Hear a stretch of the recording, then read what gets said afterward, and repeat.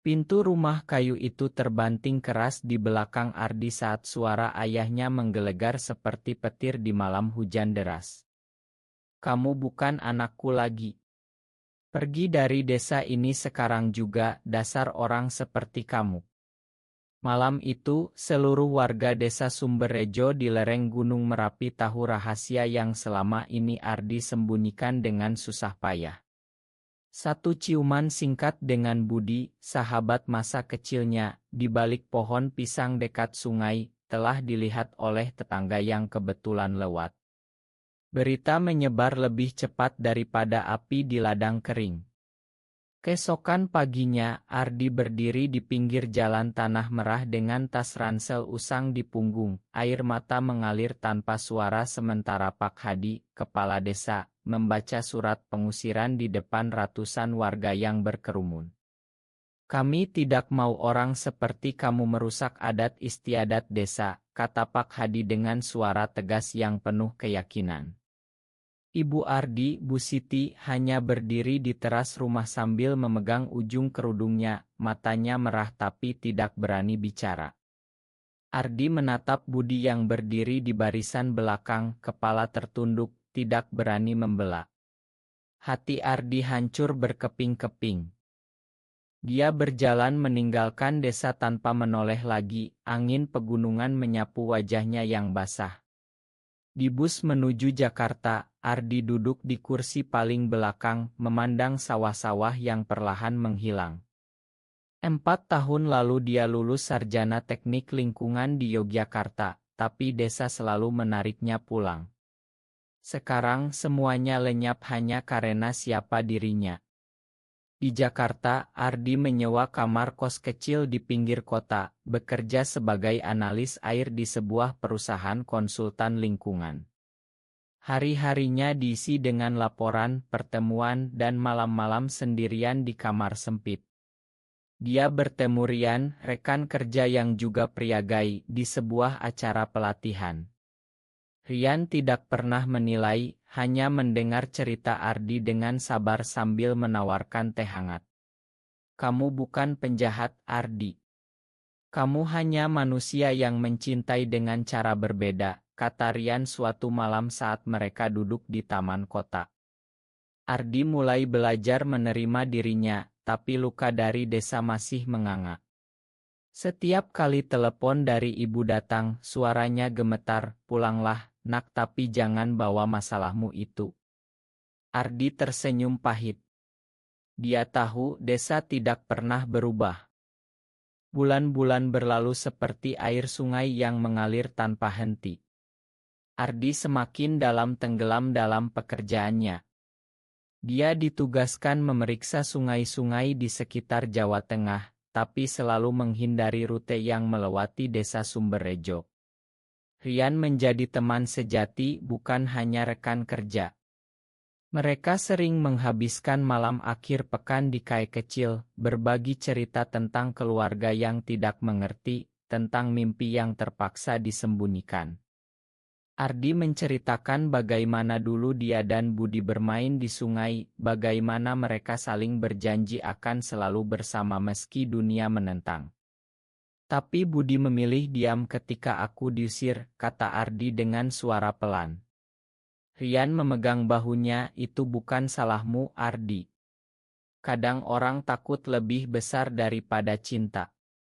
Di kantor, Ardi menemukan dokumen lama tentang sumber air bawah tanah di lereng Merapi. Dia ingat betul saat kecil, dia dan Budi pernah tersesat di hutan dan menemukan mata air kecil yang mengalir deras meski musim kemarau. Laporan itu menjadi obsesinya. Suatu hari, telepon dari ibu berdering lagi. "Ardi, sungai kita kering, nak. Sumur-sumur mati. Warga mulai sakit. Pak Hadi bilang ini kutukan tapi aku tahu kamu pintar soal air." Ardi diam lama. Hatinya berperang. Desa yang mengusirnya kini membutuhkan bantuannya. Malam itu, dia tidak tidur. Rian duduk di sampingnya. "Kamu tidak wajib pulang, Ardi. Tapi kalau kamu pergi, aku ikut." Kamu tidak sendiri lagi. Keputusan itu datang pagi harinya. Ardi mengemas tasnya lagi, kali ini dengan peralatan uji air dan dokumen tebal. Bus malam membawanya kembali ke desa yang dulu membuangnya. Saat turun di terminal kecil, udara panas menyengat. Sawah-sawah menguning, sungai yang dulu jernih kini hanya kerikil kering. Warga yang melihatnya berbisik-bisik. Budi berdiri di ujung jalan, wajahnya pucat. Ardi, kamu kembali. Ardi hanya mengangguk dingin. Desa Sumberrejo seperti kota mati. Anak-anak bermain di lumpur kering, ibu-ibu mengantri air truk yang langka. Pak Hadi memanggil rapat darurat di balai desa. Ardi duduk di belakang, tangan terkepal di pangkuan. Kita butuh ahli dari kota, kata Pak Hadi dengan suara berat. Tapi yang datang malah dia. Semua mata tertuju pada Ardi. Bisik-bisik semakin keras. Ibu Ardi memegang tangannya di bawah meja, air mata jatuh. Anakku bisa bantu, katanya pelan. Pak Hadi mendengus. Dia yang bawa sial ini. Ardi berdiri, suaranya tenang tapi tegas. Saya bukan sial. Saya punya data. Ada sumber air bawah tanah di lereng utara yang bisa kita pompa. Tapi butuh kerja sama seluruh desa. Budi menatapnya dari jauh, mata penuh penyesalan yang tidak terucap. Malam itu, Ardi dan Rian mengukur tanah dengan alat sederhana. Warga menjaga jarak, tapi beberapa pemuda mulai mendekat, bertanya tentang Jakarta. Rian tersenyum ramah, Ardi bukan monster. Dia saudara kalian. Perlahan, ketegangan mulai mencair. Tapi saat Ardi berjalan pulang, Budi menghadangnya di jalan gelap. Makan aku, Ardi. Dulu aku takut-takut sama apa yang orang bilang. Ardi berhenti, dada sesak. Kamu diam saat aku diusir, Budi. Sekarang kamu minta maaf karena desa butuh aku. Budi menunduk. Aku masih merasa sama seperti dulu. Ardi pergi tanpa jawaban, tapi kata-kata itu menggema di kepalanya sepanjang malam. Krisis semakin parah. Air truk berhenti datang. Anak-anak mulai demam. Ardi bekerja tanpa lelah, menggambar peta, menghitung kedalaman. Rian selalu di sisinya, memberi kekuatan diam-diam. Pengeboran dimulai di lereng utara. Warga bergantian menggali, keringat bercampur debu. Ardi memimpin dengan sabar, menjelaskan setiap langkah. Pak Hadi masih dingin, tapi tidak menghalangi lagi. Ibu Ardi memasak untuk semua pekerja, senyumnya perlahan kembali. Suatu sore saat istirahat, Budi mendekat lagi. Aku tidak pernah berhenti memikirkanmu, Ardi. Tapi aku menikah tahun lalu karena tekanan keluarga. Ardi tersenyum pahit. Kamu memilih jalanmu, Budi. Aku juga memilih jalan yang benar untuk diriku. Malam harinya, hujan deras turun pertama kali setelah berbulan-bulan.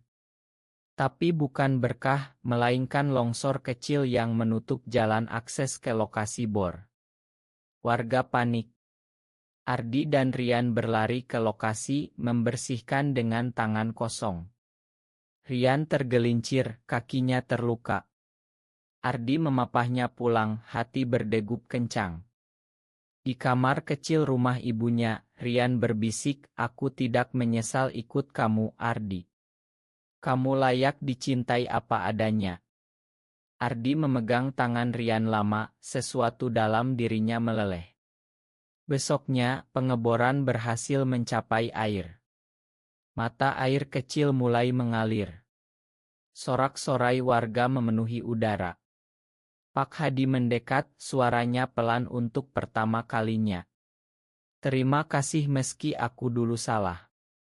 Ardi mengangguk, tapi matanya mencari Budi yang berdiri jauh, menatap dengan campuran bangga dan sedih.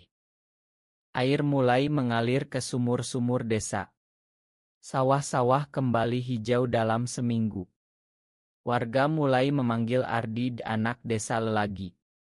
Ibu Ardi memeluknya setiap malam, "Kamu selamatkan kami semua, nak." Tapi Ardi tahu perjuangan terbesar adalah di dalam hati. Budi datang ke rumah suatu malam, duduk di teras sambil menatap langit. "Aku menceraikan istriku, Ardi. Bukan karena kamu, tapi karena aku tidak bisa bohong lagi pada diriku sendiri." Ardi diam lama. "Kamu harus cari jalanmu sendiri, Budi. Aku sudah punya Rian." Budi tersenyum sedih, "Aku bahagia untukmu." Rian yang mendengar dari dalam, keluar dan memeluk Ardi dari belakang. "Kamu sudah memakan desa ini," bisiknya. Ardi mengangguk. "Bukan lupa, tapi memilih maju." Pak Hadi mengadakan syukuran besar di lapangan desa. Ardi berdiri di panggung kecil, suaranya mantap. "Air ini bukan milik saya. Ini milik kita semua. Dan saya tetap anak desa ini, apapun yang orang katakan tentang saya." Tepuk tangan menggelegar. Beberapa warga yang dulu paling keras kini menunduk malu. Malam itu Ardi dan Rian berjalan ke Sungai Lama. Bulan purnama menerangi air yang mulai mengalir lagi. 2 bulan kemudian desa Sumberrejo sudah pulih total.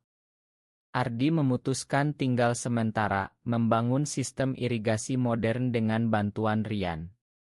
Budi memulai hidup baru di kota kecil terdekat, sesekali mengirim kabar. Ibu Ardi sering tersenyum saat melihat Ardi dan Rian bersama, "Asal kamu bahagia, nak." Suatu sore, saat matahari terbenam di balik Merapi, Ardi dan Rian berdiri di tepi sungai yang sama tempat dulu dia dicium Budi. Rian memeluknya dari belakang, "Kamu sudah pulang, Ardi. Bukan ke desa ini, tapi ke dirimu sendiri." Ardi tersenyum, air mata bahagia mengalir. Dia akhirnya bebas. Desa yang pernah mengusirnya kini memeluknya kembali, bukan karena air, tapi karena keberaniannya menjadi diri sendiri. Dan di antara semua itu, cinta yang tulus menemukannya di tempat yang paling tak terduga.